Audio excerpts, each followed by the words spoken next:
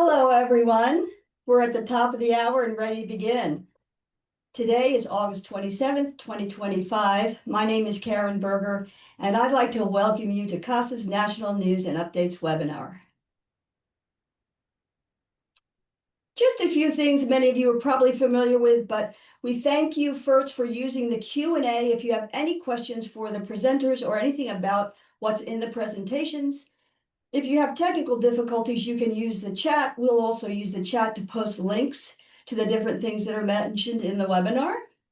We will be posting our PowerPoint on the webinar webpage, and the recording will be posted by the end of next week. So without further ado, I'd like to hand it over to our president, Jay Naguez. Good morning and good afternoon, everyone. On behalf of the CASAS team, I'd like to wish you all a happy new school year.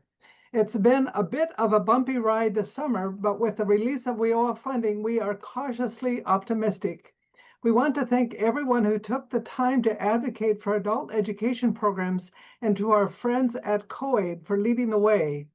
In the spirit of collective advocacy, CASAS developed a short public service announcement on the history and contribution of adult education programs as part of the workforce development system.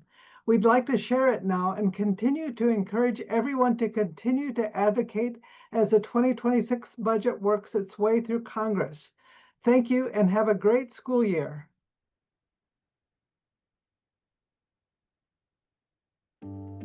Adult education is deeply embedded in the history of America's workforce.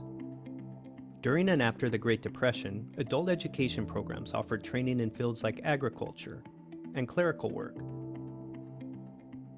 Following World War II, returning soldiers received training in professions aligned with post-war economic needs, such as mechanics and construction.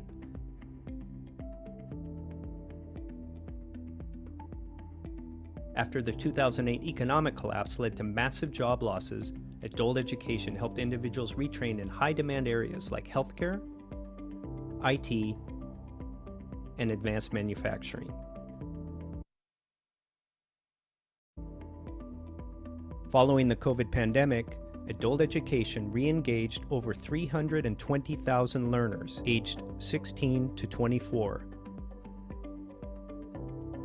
Helping them to overcome learning losses and prepare for future careers.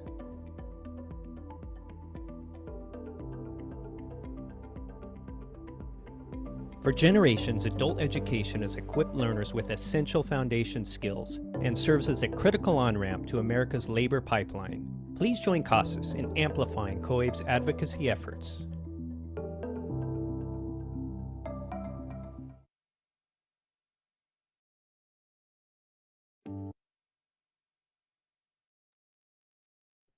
Well, that's such a great video. Bella has been our faithful friend for 9 years, and I'm sure if she could send an email, she would send it to her representatives. But on her behalf, I've already done that, and it's really easy to do. I'm not inclined to write to my representatives, and sometimes I have to do a Google search to figure out who it is.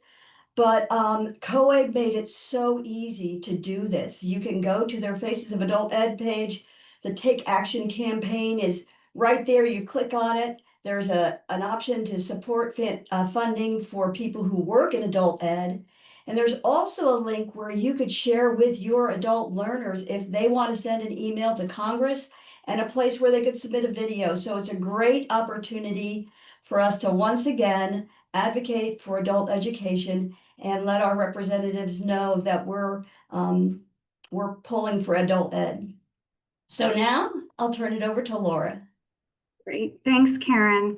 And I just want to also wish everybody a happy new school year and share that the reason why you're seeing so many pictures of us with our dogs is because the theme of our webinar today is the dog days of summer. We're in the dog days of summer, but we're in it together, and we're going to be sharing some pictures of our pets to make it fun.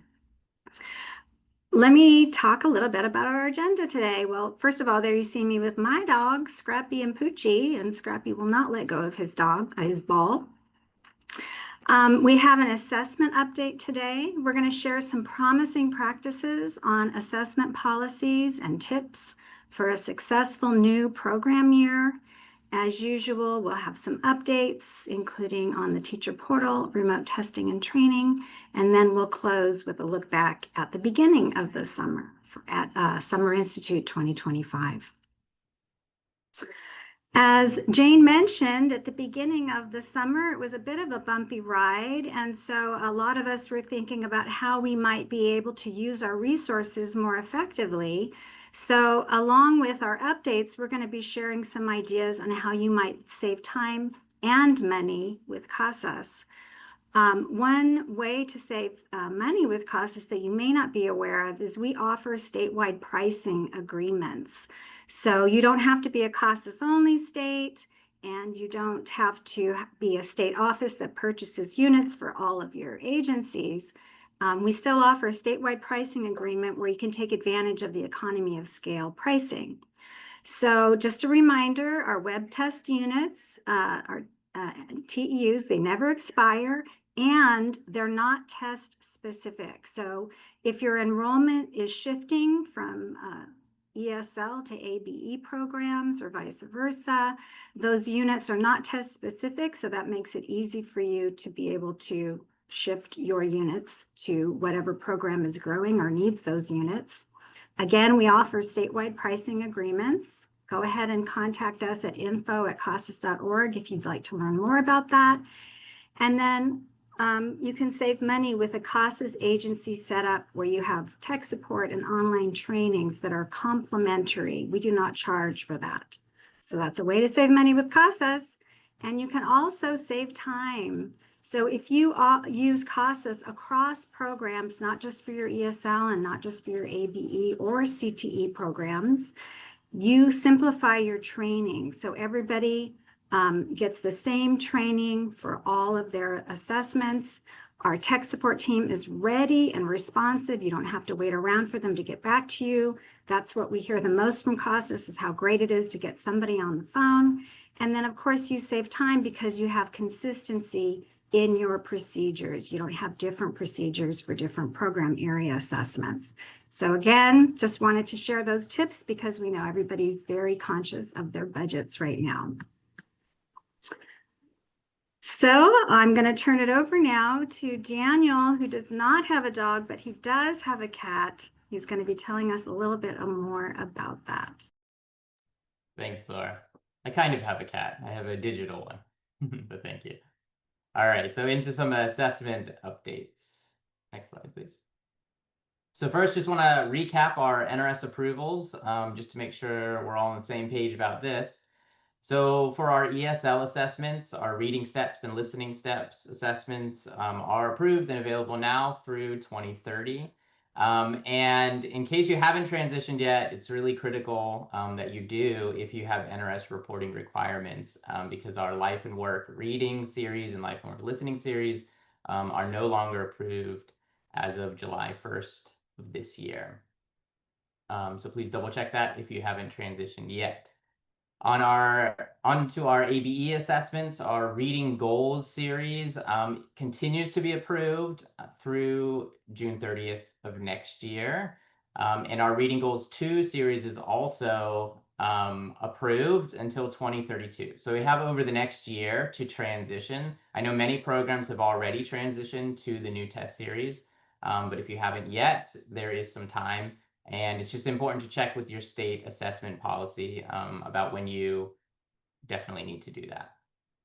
And for our math test series, we have our Math Goals 2 series, which has been approved for a little while now and also will be approved through 2030. Okay, so just a little bit about Reading Goals 2. This is available now. It's available both in e-tests and on paper.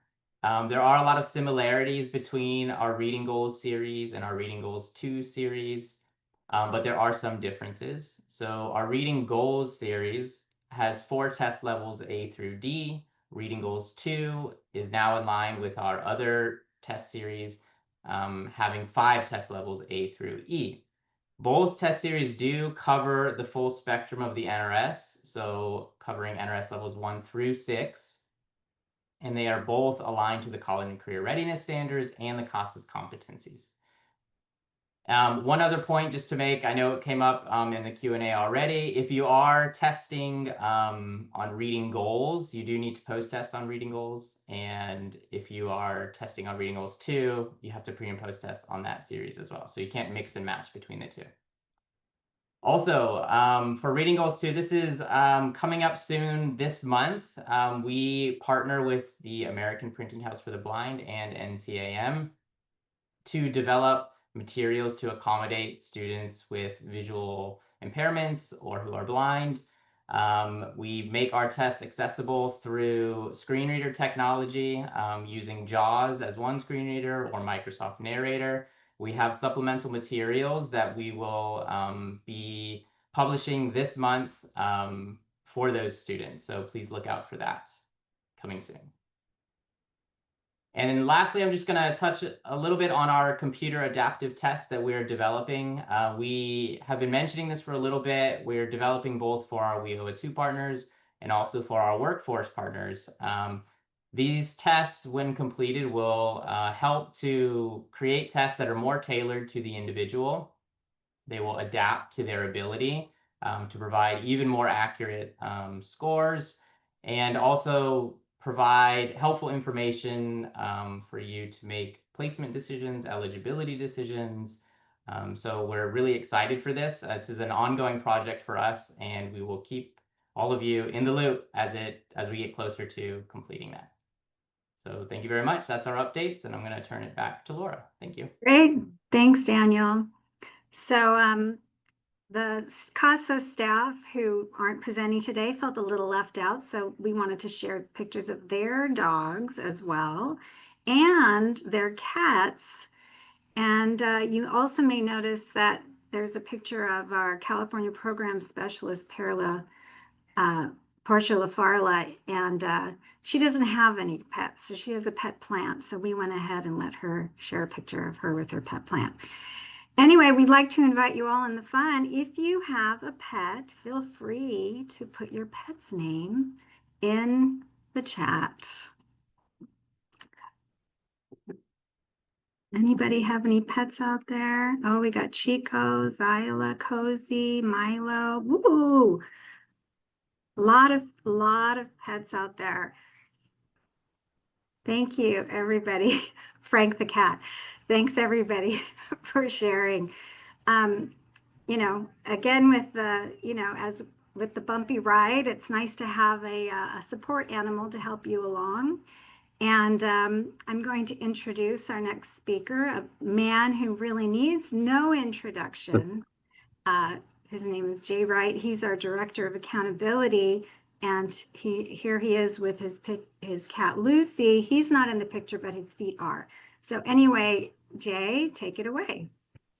Thank you very much. Next slide. Okay, today we're going to talk about statewide and local assessment policy. We'll start at the top with the statewide policy. The statewide assessment policy has been a requirement for Title II since WIA. All states must get OCTAE approval for a statewide assessment policy each year. It includes information about placement, about pre-testing, about post-testing. It includes how your state might account for periods of participation, how it reconciles that 40 hours requirement between pre and post tests. It also includes special instructions for programs such as distance learning. What I've always said is I think the most important part of any statewide policy is the requirement for local agencies to develop their own local assessment policy and basically revise it each year. We always suggest the best time to revise it is at the start of the program year. That is, 'tis the season right about now, late July, August, early September, when you're getting started with the new year. Next slide. Again, you're required to develop a local assessment policy and update it each year. There's no specific requirements for what local agencies must include, but we've certainly looked at a lot of them over the years, so we do have some suggestions for what a top quality local assessment policy entails. Next slide. Here's some of them. Bottom line is that top bullet. That is, in any local policy, you're establishing that procedure roadmap at your agency for how you take care of placement, how you do pre-testing, how you do post-testing. That includes a calendar for all of the year's testing. At an ideal agency, you look at this at the start of the year, look at the full program year, decide which dates throughout the year you're going to designate as those testing dates. Sometimes those are specific days. If you're at a larger agency, that might be multiple days or even a week. If whenever you do this, you want to be sure to schedule makeup days for students who are absent. In that policy, you're including test security precautions. Most of you are e-testing, so it's basically how you're dealing with cybersecurity. If you're old-fashioned and still doing pencil paper, you want to speak to how you're keeping all test booklets in centrally locked storage and so on. You're identifying what series and modalities you prefer. Do you prefer listening or reading for ESL? Do you prefer math or reading for ABE? Or perhaps there's specific solutions for specific kind of students. If so, you can specify. You also want to make sure to talk about how you accommodate learners with disabilities. Next slide. Also include your recommended hours between tests. This is something that's come up a lot lately. That is that 40 hours rule. It's okay to post-test somebody who does not have 40 hours between tests, but if so, that requires local administrator approval. So in your local policy, you're going to indicate how that approval system works and what specific circumstances might come up when you might approve those exceptions. Personnel training, who are your proctors, who are your coordinators, who are certified to administer CASAS. How does your assessment relate to regional priorities? How does it help your WIOA partners, your consortium partners, your community partners like Chamber of Commerce and so on?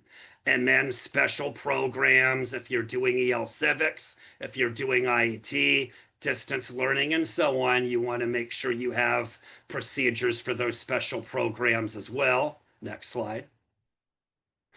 This is just showing you how we outline our local assessment policy template. There was a link in the earlier slide on where you can download a template. It's a Word document that you can use to fill out your own local policy. This is how our template is organized.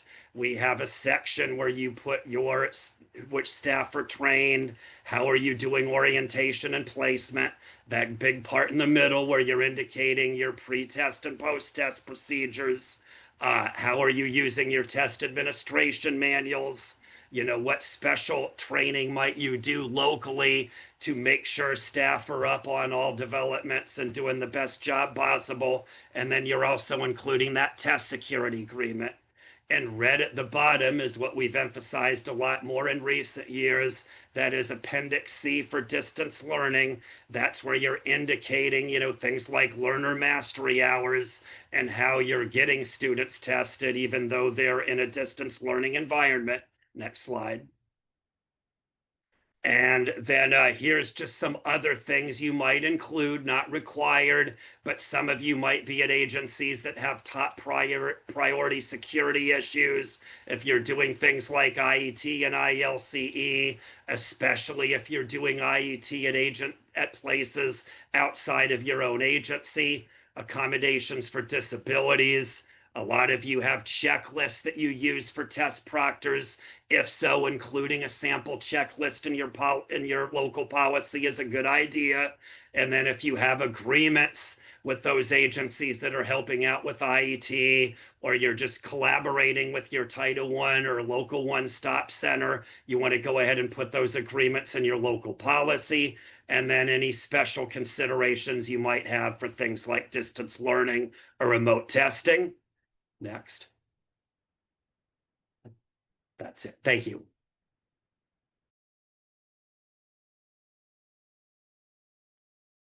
Thanks, Jay.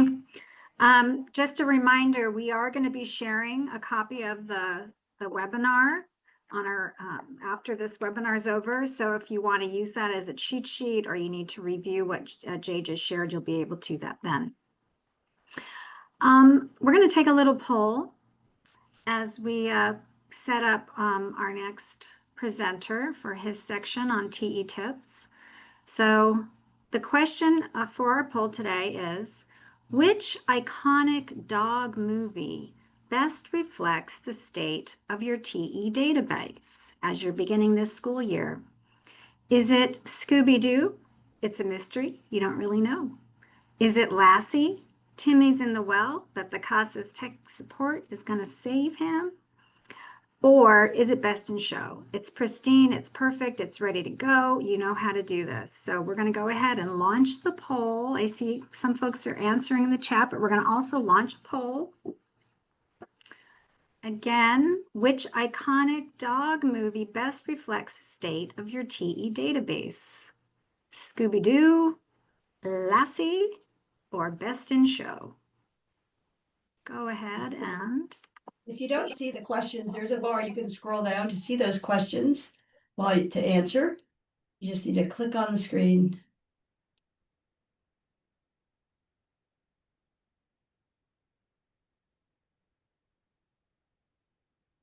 How's it looking, Karen? We got about 49% participating, so let's just let it go for just a little bit more, see who else might want to answer. Maybe they need to think about it. Maybe they're not really sure. Maybe it's a mystery.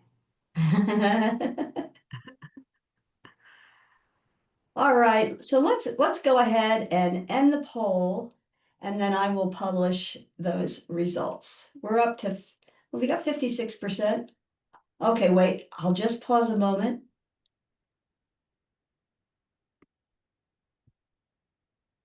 It looks like we're at a standstill, so I'm going to end the poll and I will share the results so you can see. We have a lot of Lassies out there and they're looking for the CASAS tech support team to save them. So it's a mystery, 25%. This Lassie, 39%, and then Best in Show, the champion, 36%. So that's a pretty nice. Those guys have it ready to go. Well, tech support team is standing by to help all of those Lassies out there. Thanks for participating in our poll.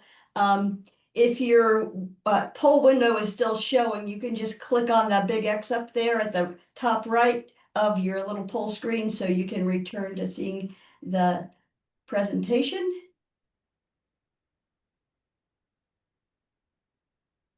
And now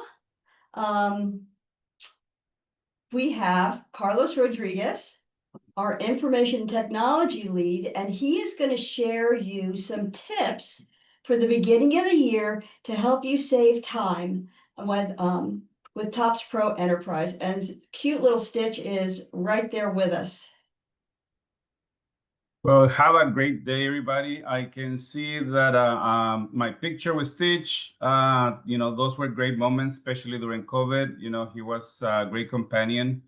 And, it kept things fun for me, in those slow moments during COVID. And of course, every single day for 16 years. So we're here, we hear everything about saving time and money. And I saw 25% of Scooby-Doo's over there. So please, the Scooby-Doos, don't fret. Feel free, just like Laura said, you have your tech support team, over there wide open trying to help you. If you know where to find us. For all the Lassies out there, you already know where to find us. So please, let's help out all the Scooby-Doos to let them know where they can find us as well. And for those that they have a good, they feel comfortable with them, I'm really happy that you feel comfortable with but I'm really concerned about those Scooby-Doo. So why don't we start? They say, the theme for this is to save time and money, but people say that, time is money, right? So why don't we start with a few slides, that the tech team actually, especially Martha Perez, put together for us today.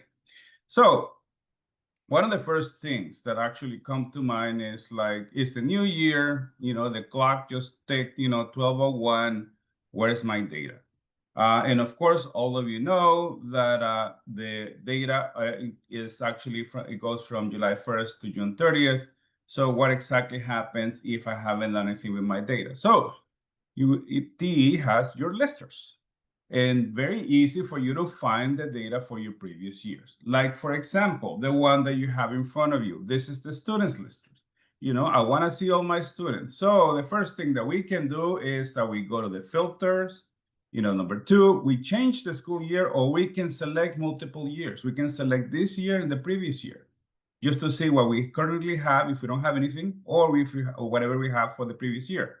And then, of course, you push OK, and voila. Next slide, please.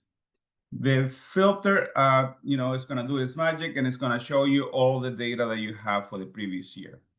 And I'm going to take you on a journey next time, after this, to show you what you're going to do with that one. So why don't we go to the next slide? So the next slide, what about my test? What happened to all my tests? Just the same as with students, all my students my tests disappear as well. So you go to records, you go to test, and we're shown with the same, easy and very reliable lister. And we again go into the filter. We can select, the previous year. We can, push OK, and next slide is going to show us all our tests. So everything is in there. So don't fret, everything is in there, and definitely it's going to help us, get through it. So next slide, please. So why is it important? Now we saw the students, now we saw the test. It's a good opportunity for now, if you're going to bring data, is for us to not only to show all the student demographic, but this is a good opportunity for you to check if any duplication that it might be in. So in that way, you start with the right foot. You start, with merging your duplicates from the get-go. So this is very helpful for you to do it in the beginning. So in that way, you start, correctly the year. Next slide. And all of this, of course, the same thing with the test. Once you see the test, if you push on the filters and if you push on the sorters, the sort can actually go from the most recent one all the way to the very first one that we did for last year, and then you can cherry pick by student to see what was the latest test. So now that we have all this information, what are we gonna do? Well, don't fret. Let's just replicate, right? So as a data manager, you already know your classes. What if your classes are actually the same classes all year after year? Your teachers is exactly the same year. What do we do? You can go into your class instances. You can select your class instances, and then you can batch replicate them. The TE is going to ask you what school year do you want to create them for? Well, of course, this is the new school year. You can select the range of that class if it is the full year or just for a trimester or a semester. And then, of course, TE will take care of things and replicate. So that's saving time number one. What about saving time number two? That's a little bit more complicated. But, most of the time, our students, are very diligent, and they want to learn how to do that special skills that you need. So usually they stick around, right? And especially the ones that get enrolled towards the end. So we can go into the student demographics, we can select the student or multiple students, and we can insert students in program years, we can insert program enrollments, we can insert class enrollments, and any of those additional that type of documentation for our students. And last but not least, and this is very important in terms of security for all your rigs, is user access. We know for a fact that all those parties that you went, when people were retiring in June, bear that in mind, because it's a good practice for you to go through your admin, through your coordinators, through your proctors, and disable the access to those accounts. So in that way, only the people that the data manager, has full control over it, can give access to, and everybody else can and start enjoying their time off, right? So those are three different ways that you can save money and time. If you want to save a little bit more time and definitely a lot more money, you can always rely on the good third-party import wizard. The third-party import wizard gives you access to all those 10 different types of imports that it has. And if you never heard of it, don't worry about it. The tech team has your support, and CASA has your support. We have documentation on how to import each and every one of them. We have sample data in how the file is supposed to look like. And again, like I said, the tech team is always ready. In order for you to answer any of those questions, just send us a ticket and that will be great. But this is a way for you to save money for data managers. But what about administrators? People always forget about administrators. What can we do? What is CASAS doing about administrators? Easily, we have something called the admin portal. I'm pretty sure you've heard of it, and it's really amazing. Why is it directed for administrators? Well, administrators sometimes they need information on the fly, or they have somebody that actually needs information on the fly. So the admin portal gives you access at the federal level, consortium or regional level, and of course at the agency level. But what kind of information can we see on this? I'm just going to focus on the federal level for today. And one of the things that the admin portal does is it gives you access to all the NRS tables that you have, all the data, all the NRS tables that you're used to looking at in TE. It gives you access at the federal level or any of those areas that I previously mentioned. It gives you information regarding enrollment, regarding your employment and earning surveys, regarding the performance, and of course, the providers that you have for all the agencies. Why is this important? Well, because sometimes, you need to analyze the data that is useful for WASC accreditations, for consortia or regional board reports, for talk to legislators. You need to gather all this information, and now you have it at the tip of your fingers. So this also can help administrators not only to have those conversations, but also look at the data in a way that can help them allocate resources the best way possible. Especially now that you're making decisions with your budget, this can help see where the needs actually are and how to allocate those resources better.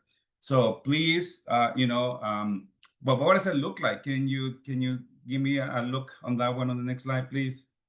And the next slide gives you, the look of the state of California for the last 3 years in terms of enrollment and in terms of enrollment by program. As you can see, that's just a click away. This is a web-based application. And of course, anything is up for grabs. One thing that I didn't mention is that, of course, it has an AI component, and the AI component utilizes regular language, and interprets that language in English to actually give you the data that you want. So we're starting, a very strong pilot program. A few of our local agencies already are using it, and we hope to expand it even more. Please check our website for future trainings, if you're interested in it. And of course, that will be all for me. And who's next? Oh, it's my dear friend Leche with my best friend Carla Galleguillos. Go ahead, Carlita. Thank you, Carlos, for those helpful tips. Yeah, Leche is a rescue dog from Los Angeles, and he belongs to my son, who loves to bake, hence the name Leche. So, folks, welcome everybody. Today we get to celebrate how far we've come with Teacher Portal, and see just how much time, money, and effort this tool is saving programs like yours. From California to Florida, from Minnesota to Tennessee, agencies everywhere are embracing Teacher Portal. So let's take a look at the momentum we're building together. On this slide, you can see that we're looking at the state level adoption. I want you to feast your eyes on this, folks. this year over year growth is just incredible, 185%. This represents the adoption across the country. And more states are embracing the tool as their go-to resource. If you know your state is part of this momentum, I would like to encourage you to show us in the chat with either a thumbs up or a heart or something. Make yourself present. We want to celebrate together. So go ahead and show us some love in the chat if your state is part of this movement. Now, we're going to look at state adoption, folks. When we zoom in a little closer, we look at the statewide adoption, which once again, a statewide adoption is great, but really what makes the difference is how schools, correctional facilities, workforce partners, colleges are bringing teacher portal into the daily lives of their students, right? So that's what you see. On the next slide, the agency adoption. Take a look at that number, folks. 356%. That is how much we grew from year to year. So kudos to you. Now we're going to look at the user growth. Okay, take a look at this incredible number. Here's it's my favorite number. And let me tell you why. It's because it represents the people behind the data. This is real educators like you who are logging in, using the reports, and helping our students move forward, right? So once again, this is just incredible. My jaw just dropped when I looked at this number. Finally, we're going to look at a map of the U.S. If you know your state is part of this momentum, I want you to continue showing us some love. So if you see your state, either, yeah, give me a thumbs up, give me a go Iowa, yes, go Colorado, Minnesota, Georgia. Yeah, put your state name there because you are making this happen. And this is showing the commitment that you have for your students. However, I want to stay over here for a moment because I have a challenge for us. And that is that the data is showing us that we have momentum, right? I want us to keep it going. I want us to grow even more. And why am I saying this? It's because we want to make sure that all teachers, all users have a chance to look at their reports to make sure that they are impacting instruction. So I want to challenge you. If your state has not adopted the portal yet, or is kind of dragging their feet, I want you to make sure that that educators have this tool at their fingertips. So once again, thank you for being so engaged. I see Rhode Island, Connecticut, yes, Washington, yes, California. Thank you for participating. Thank you, Minnesota. Now I'm going to pass it over to, yeah, and the states keep coming through. Look at that. Thank you, Virginia. I'm going to pass it to my good friend Elizabeth, who's going to talk to you about remote testing. We are seeing a lot of those questions coming through in the Q&A. So thank you once again, and take it away, Elizabeth. Thank you so much, Carla. I'm here with my cat, George, who is incredibly photogenic, but it's incredibly difficult to get a picture with your cat. So today we're going to just be giving some updates on remote testing. And we just kind of wanted to start with some myths that we want to just clarify a little bit. So these kind of doggone myths that just keep appearing. One of the biggest ones that we hear as a misunderstanding is the station registration code will not appear unless the proctor starts a remote testing session on eTests. And that is incorrect. Whether you start an in-person or a remote testing session, you'll still get that station registration code.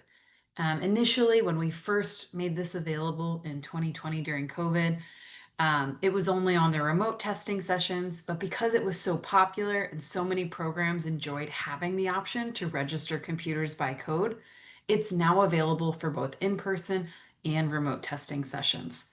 So if your program is starting a remote session, even if you're not really remote testing students so that you can get that code, we would advise you to actually click the correct link of the in-person testing session, just because it's so important for your program to collect accurate data on the tests that are administered. And it's also really important for CASAS to be able to collect that data too, as we track different trends in remote testing.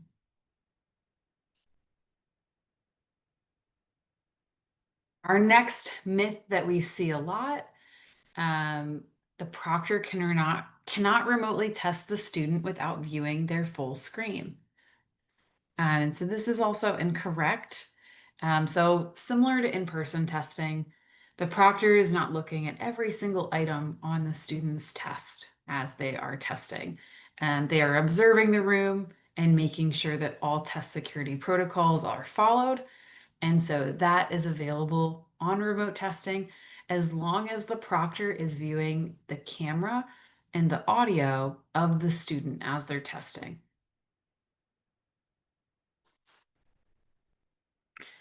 And so this is another one that'll get you in the doghouse. The proctor can only test one student at a time.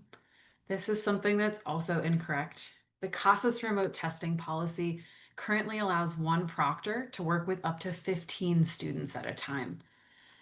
So CASAS recommends for proctors, practice with your colleagues, only use as many or practice with as many students as you feel comfortable.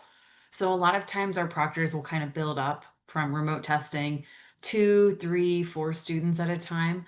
I think we only have a few programs that are implementing this 15 students at a time, but this is always a resource for you as you're planning and trying to get started with remote testing this year. So we did want to kind of, if you haven't started remote testing, we've got a fresh look to our website page. We've just updated our CASAS remote testing policy and some of the resources that are available for proctors and for students on our remote testing page. Right now, those directions really highlight remote testing on Zoom, but we will be adding some of those directions for testing with that CASAS remote testing platform on Twilio later on this fall. We'll add a set of directions for the proctors and for the students.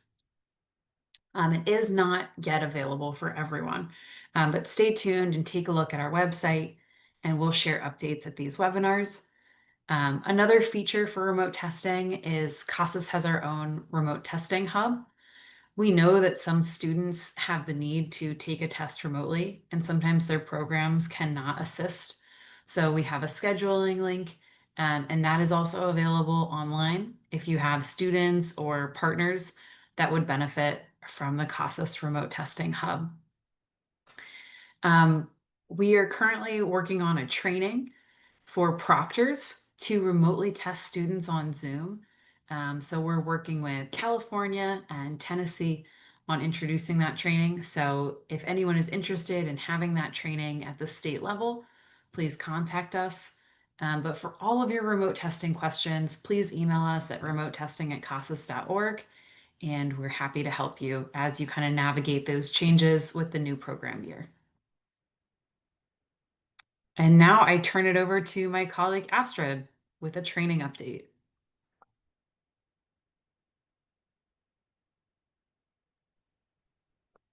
Thank you, Elizabeth. That's all such great information. And I know that you and the remote testing team have been working super hard on that. So I am happy to hear you share that. So this is me with my 2 Portuguese water dogs, Joker and Terry. And Terry, the brown one, is actually Joker's grandmother. So they keep us hopping, they keep each other hopping. And Terry's life goal is to actually catch a squirrel before she goes across the Rainbow Bridge, which we hope won't be for a while yet, but she's working on that. She's very determined. I am excited to be able to share with you some great information about some exciting changes coming to the training site. Sometimes I feel like the luckiest person at CASAS because I get to play with my creativity and just work with my colleagues to come up with some really amazing training modules. And so the latest one that we're introducing is Module 2, Launching CASAS e-tests. So you can see here just from this little sneak peek, and you'll see a few more in a minute, that we really leaned into the launching aspect of the title. And so it is space themed. So I want to share with you just a couple of screenshots of it. It's about to go live. We've approved the final changes. So probably by the end of the week, it will be replacing the existing Module 2. So we're super excited about that. You can see it's kind of an interesting little sort of space exploration theme. This is a perennial question we get so often, and we've turned it into a little interactive section of the training, whether or not you should order web test units, the basic, or the web test units enhanced, the TEUs. So you can see that walks you through like some questions and answers. In the lower left-hand corner, that is a neat chance for you to kind of identify all the roles for a CASAS e-test agency and decide. You even plug in your own staff names as to who's going to be a proctor, who's going to be the coordinators. So it's really fun and interactive. And then this I love because it's interesting and colorful. You get to drag the planets, drag and drop into the corresponding definition.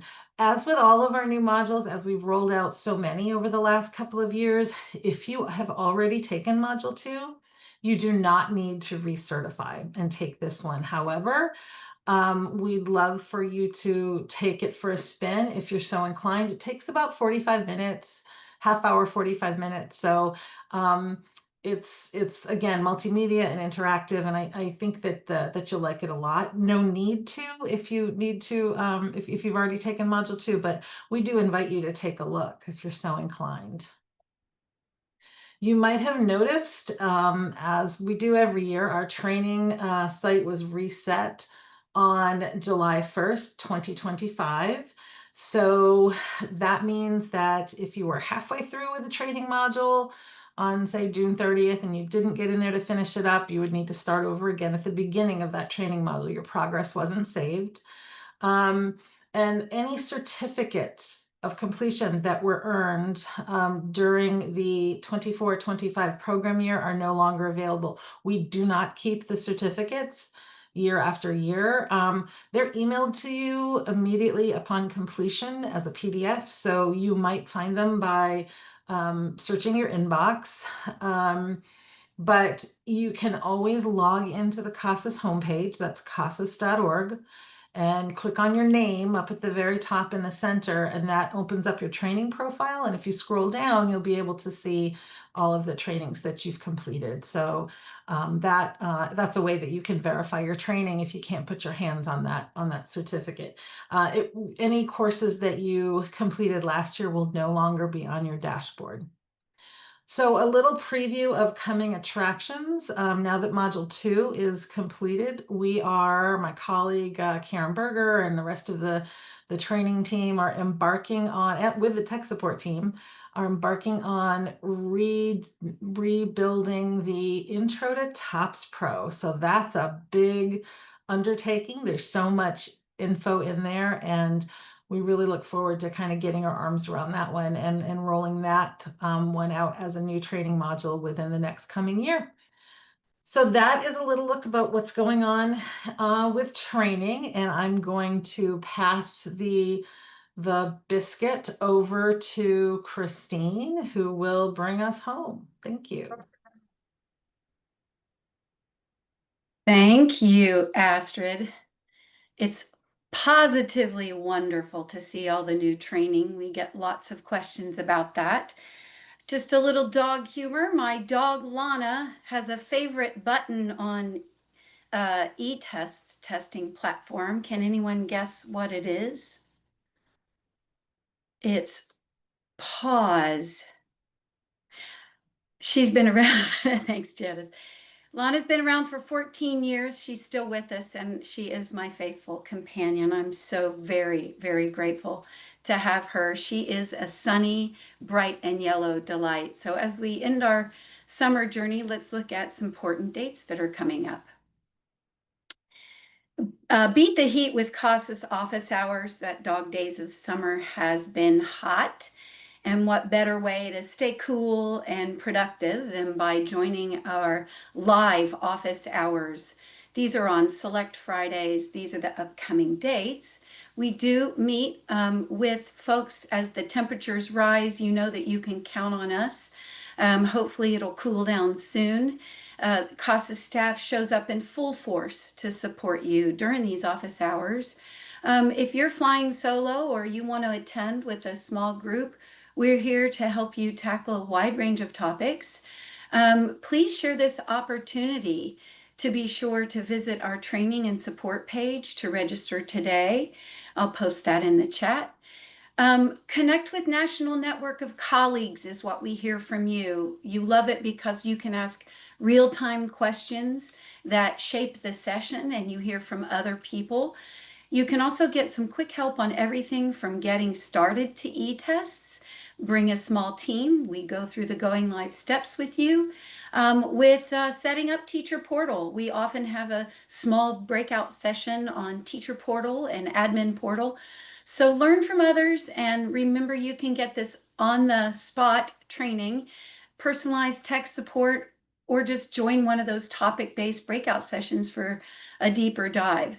So join us at CASAS Live office hours and meet your colleagues and make the most of these office hour sessions. We also have set our new news and updates webinar, which is coming up in November. As we have had quite a bit going on, we want to make sure that as the seasons change and your program year is in full swing, that you have time to catch up with our team and stay informed, up to date on what's new in adult education and assessment. So join us and you can carve out that time using the link on training and support page, and you'll see the other listings there. So we will see you soon on November 12th for our National News and Updates webinar or at our office hours. Thanks for joining us, and I'll post that link in the chat for you to see what our upcoming events are and to get registered. Thank you on behalf of the CASAS staff. And you can see this picture from our Summer Institute. If you got to join us, you'll know that it was a lot of fun. If you want to join us next summer, you can visit our website about that as well. Thanks for being here.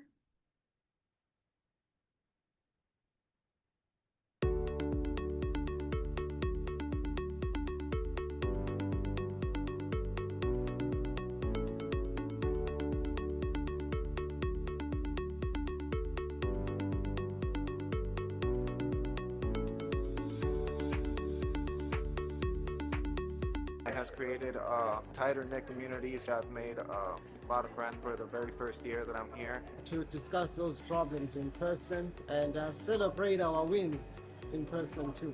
Where we get together with our professionals, find solutions.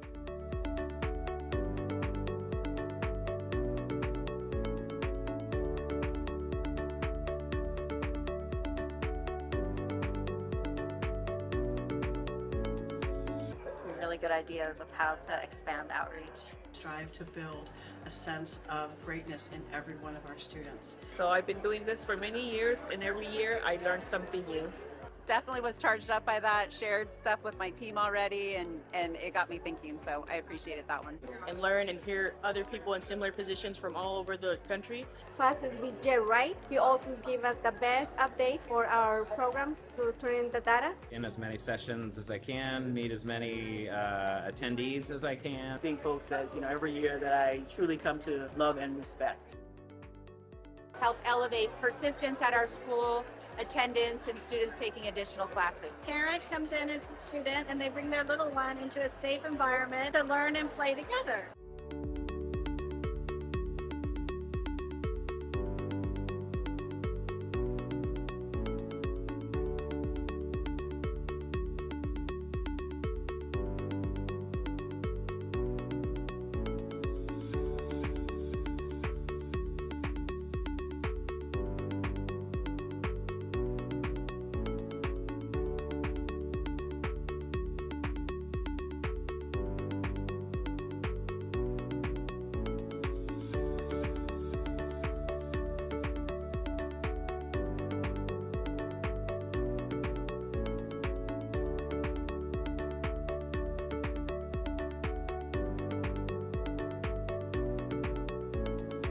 you walk away with something that gives you positive energy for the entire year until the next Summer Institute.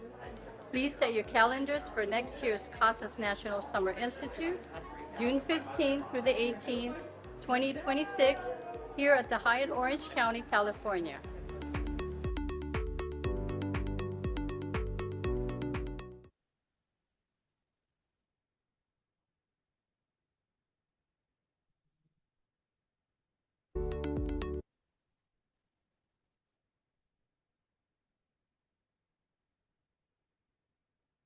Thanks for joining us.